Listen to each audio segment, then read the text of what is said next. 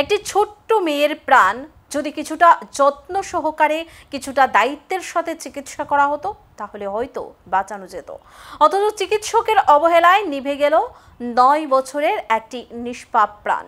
বাইখুড়া প্রাথমিক স্বাস্থ্য কেন্দ্রের অমানবিক চিত্র ফের সামনে আনলো অশ্মির মজুমদারের মৃত্যুতে। ছোট্ট একটি মেয়ের প্রাণ যদি কিছুটা যত্ন কিছুটা দায়িত্বে বাঁচানো যেত, অথচ চিকিৎসকের অবহেলায় নিভে গেল 9 বছরের নিষ্পাপ প্রাণ।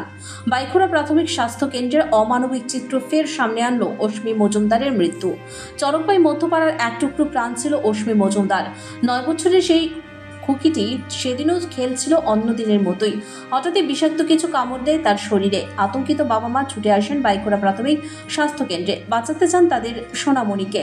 কিন্তু সেখানে জীবনের আশা জাগার কথা, সেখানেই মিলল মৃত্যুর অন্ধকার। দায়িত্বে থাকা চিকিৎসক রণদীপ ভৌমিক শুধু প্রেসক্রিপশনে রক্ত পরীক্ষার নাম লিখলেন, অথচ হাসপাতালে নেই সেই পরীক্ষা করার ব্যবস্থা।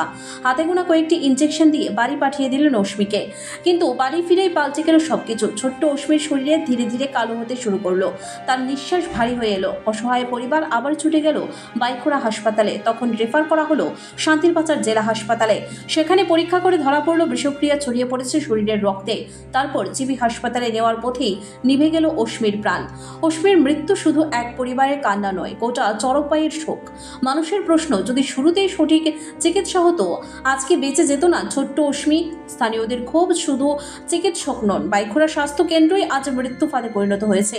চারপাশ নোংরা, নার্সদের দুর্ব্যবহার, চিকিৎসার ঘাটতি। মুখ্য স্বাস্থ্য আধিকারিক এখানে থেকে গেলেও কোনো পরিবর্তন আসেনি, আর তার মাসুল দিচ্ছে এক শিশুর জীবন। অশ্মি নেই, কিন্তু থেকে গেছে খালি জায়গায় খেলাঘর, তার নানা পড়ার স্কুল বই, আর তার মৃত্যুর ক্ষোভে ফেটে পড়া এক গ্রাম। একটাই প্রশ্ন, কখন জবাবদিহি হবে এই অবহেলার? আর কত নিষ্পাপ প্রাণ ঝরতে হবে এমন গাফিলতিতে? বুকের ব্যথা করছে, মাইয়া বসে বুকের ব্যথা করে চাইবো করছে না, তাহলে যে থারুন ওইটা দিয়েও চেক করছে না, তাই চেক না করিয়া তাই এটা করছে। আবার একটা ওষুধ লিখে দিচ্ছে, লিখে দিয়ে তাই ওষুধটা জনে আনছি, আমরা খাওয়াইছি। এবার মাইয়া ঘুমাইছে, তো নার্স এটি করতেছে, এটা তো ঘুমাইতে আছে, তোমরা নিয়ে যাও গা বাড়িতে। না নিয়ে যাও না, এটা তো ঘুমাইছো তুমি। ইঞ্জেকশন, এটা তো অ্যালার্জির ইঞ্জেকশন, ঘুমাইবো। ঘুম যেতে তারা যে গেছি কীরকম লাগে, কিছু একটু ভালো লাগে, বেটার আছে একটু। আচ্ছা তোলে নিয়ে যান গা, 10 মিনিটের ব্যাপার বাড়ির কাছে। অসুবিধা হলে আবার লিয়ে আইন। কোনো ভর্তির কোনো লিখছে না। 6 ঘন্টার অবজেকশনে রেখে দিচ্ছে। তাই সাপের কামড়ানে রুগীর কীভাবে রাখা যায় নিয়ে গেছি। ওমা এবার আবার আনছে, লগে লগে এবার ট্রান্সফার ওই শান্তিতে নেন গা, আমরা লিখে দিচ্ছি। লিখতে মনে হয় 1 ঘন্টা লাগাইছে, এখানে সময় নষ্ট করছে। এখন যেটা অ্যাম্বুলেন্সের ড্রাইভারে টানে গেছে 2 কিলোমিটার ভিতরে বাড়ি, অ্যাম্বুলেন্সের ড্রাইভার কি হাসপাতালে থাকবো? এই কি আমাদের ত্রিপুরা রাজ্যের হাসপাতালে পরিকাঠামো? আমাদের এই নিয়ে পরিকাঠামো তা একমাত্র ডক্টর রণবীর চক্রবর্তী না ভূমিক, তানের কারণে আজকে আমার মেয়েটা মারা গেছে।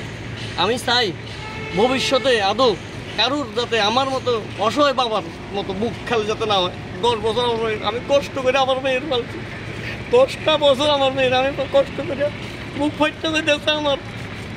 আমি মেয়ের উচ্চশিক্ষিত করবো, ইংলিশ মিডিয়াম স্কুলে ভর্তি করছি। আমি কাজ করে দিনে রাজমিস্ত্রির কাজ করে 10টা বছর আমার মেয়েরা আমি পালছি। 10 বছর আমি আমার মেয়েরা আমি ইংলিশ মিডিয়াম আমি নিজে পড়তে পারছি না। এইভাবে যদি হয় আমাদের পরিকাঠামো, স্বাস্থ্য দপ্তরে যদি এইভাবে পরিকাঠামো, তা আমরা কীভাবে বাঁচবো আমরা?